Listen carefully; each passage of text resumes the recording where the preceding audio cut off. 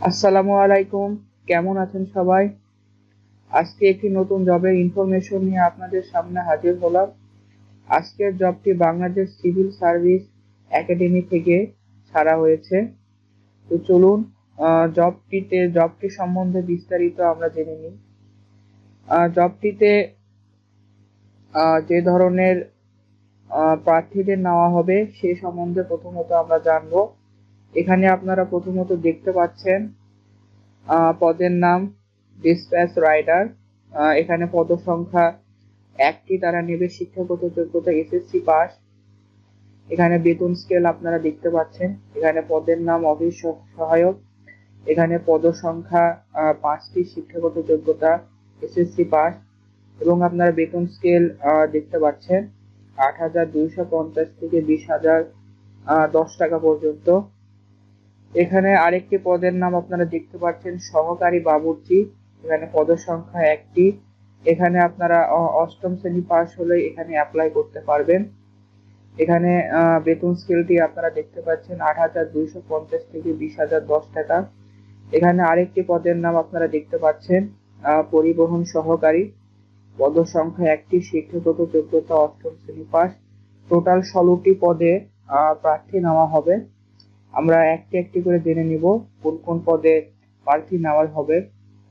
সেখানে পদের নাম আপনারা দেখতে পাচ্ছেন বিনোদন কক্ষ অ্যাটেন্ডেন্ট। পদ সংখ্যা একটি, এসএসসি পাস হলে আপনারা আবেদন করতে পারবেন।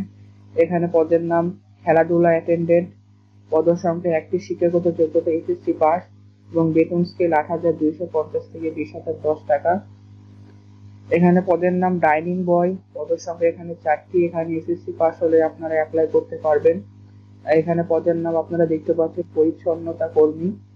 পদ সংখ্যা এখানে 2টি। এখানে আপনারা অষ্টম শ্রেণী পাস হলে অ্যাপ্লাই করতে পারবেন। এই পর্যন্ত আমরা 3টি দেখতে পেলাম যেখানে অষ্টম শ্রেণী পাস থাকা অবস্থায় আপনারা অ্যাপ্লাই করতে পারবেন। তো আমরা 16টি পদ মোটামুটি দেখে নিলাম। এখন আমরা কিছু গুরুত্বপূর্ণ বিষয় সম্বন্ধে আলোচনা করব। নিয়োগ বিজ্ঞপ্তির যে পিডিএফ ফাইলটি তারা অনলাইনে ছেড়ে দিয়েছে সেটি সম্বন্ধে এখানে আপনারা দেখতে পাচ্ছেন পদের নাম তারা উল্লেখ করেছে। এটি আমি এখান থেকে কপি করে আপনাদেরকে প্রেজেন্টেশনের কিছুক্ষণ আগে দেখিয়ে দিয়েছি।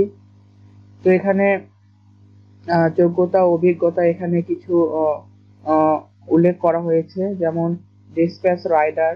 বুঝতে পারছেন এখানে রাইডিং সম্বন্ধে আপনাদের অভিজ্ঞতা থাকতে হবে। মোটরসাইকেল চালানোর বৈধ ড্রাইভিং লাইসেন্স অথবা কোনো স্বীকৃত বোর্ড হইতে মাধ্যমিক স্কুল সার্টিফিকেট বা সমমানের পরীক্ষায় উত্তীর্ণ হতে হবে। তো এখানে আপনারা দেখতে পাচ্ছেন যে সকল জেলার প্রার্থীরা আবেদন করতে পারবেন এই 16টি পদে: মানিকগঞ্জ, ফরিদপুর, গোপালগঞ্জ, সৈয়দপুর, কুড়িগ্রাম, ঠাকুরগাঁও এবং মাগুরা জেলা ব্যতীত সকল জেলা। আমি আবারও উল্লেখ করছি, এখানে যে কয়টি জেলা দেওয়া আছে আপনারা যদি সেই জেলার অধীনে থাকেন বা সেই জেলার যদি নাগরিক হয়ে থাকেন তবে আপনারা এই জবগুলোতে, এই নিয়োগ খালি পদগুলোতে অ্যাপ্লাই করতে পারবেন না। এখানে আরেকটি বিষয় উল্লেখ করা হয়েছে, দেখুন এতিম ও শারীরিক প্রতিবন্ধী কোটায় দেশের সকল জেলার প্রার্থীরা আবেদন করতে পারবেন। আপনি যদি শারীরিক বা বিভিন্নভাবে এতিম হয়ে থাকেন বা শারীরিক প্রতিবন্ধকতা থাকে তাহলে আপনারা এই মানিকগঞ্জ, ফরিদপুর বা বিভিন্ন যেসব জেলা উল্লেখ করা আছে সেই সব জেলার যদি আপনারা নাগরিক হয়ে থাকেন তবেও আবেদন করতে পারবেন। তো আমি গুরুত্বপূর্ণ বিষয়গুলো নিয়ে প্রথম আলোচনা করছি, যেগুলো বিষয় আপনাদেরকে অবশ্যই জানতে হবে। যেখানে অনলাইনে আবেদনের পূরণ এবং সংক্রান্ত নিয়মাবলী ও শর্তাবলী। এখানে পরীক্ষায় অংশগ্রহণে ইচ্ছুক ব্যক্তি এই লিঙ্কের মাধ্যমে আপনারা আবেদন করতে পারবেন, যেটি আমি ভিডিওর ডিসক্রিপশনে অবশ্যই দিয়ে দেব। এখানে অনলাইন আবেদন পূরণ করতে ফি জমা দেন 16 তারিখ 20 ডিসেম্বর থেকে সকাল 10 ঘটিকায়। আপনারা দেখতে পাচ্ছেন অনলাইন আবেদনের শেষ তারিখ এখানে দেখতে পাচ্ছেন 19 জানুয়ারি পর্যন্ত আপনারা আবেদনটি করতে পারবেন। আমি ভিডিও শুরুতেই উল্লেখ করেছিলাম যে 2021 সাল পর্যন্ত এখানে আপনারা অ্যাপ্লাই করার একটি সুযোগ রয়েছে। এখানে দেখতে পাচ্ছেন উক্ত সময়সীমার মধ্যে ইউজার আইডি প্রাপ্ত প্রার্থীগণ অনলাইন আবেদন এবং সাবমিটের সময় থেকে 72 ঘন্টার মধ্যে এসএমএস এর মাধ্যমে পরীক্ষার ফি জমা দিতে পারবেন। এটি আপনারা যেখানে অ্যাপ্লাই করবেন সেখানে আপনাকে ইউজার আইডি সহ বিভিন্ন সিস্টেমগুলো জানিয়ে দেওয়া হবে। অনলাইন আবেদন ক্ষেত্রে প্রার্থীর 300 থেকে দৈর্ঘ্য 300 এবং প্রস্থ 80 পিক্সেলের ছবি আপনারা অবশ্যই রঙিন ছবি নিয়ে যাবেন।